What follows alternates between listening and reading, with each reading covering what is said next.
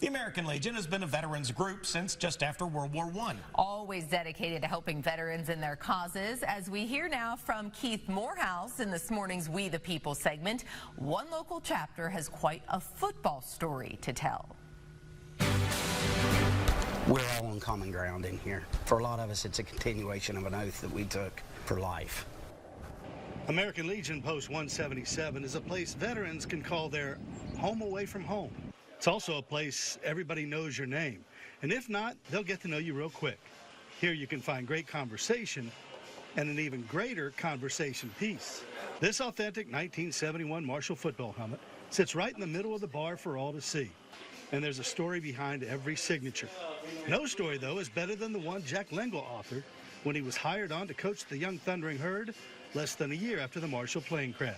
We have an opportunity to exemplify what I think is one of the greatest lessons in athletics, and that's to face adversity, get back up off the ground, and go on to continued success.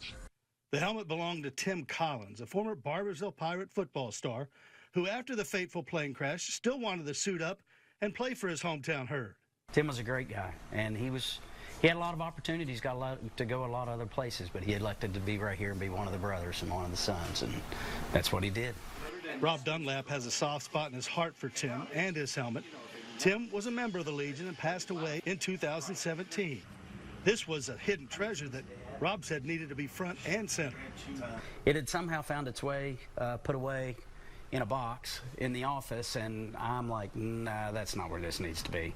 So we brought it back out, and it's been a course of conversation for a lot of us, and yeah, Tim was a great guy. There's a lot of people that come through here that knew him and hung out with him, and he always talked about his football years fondly.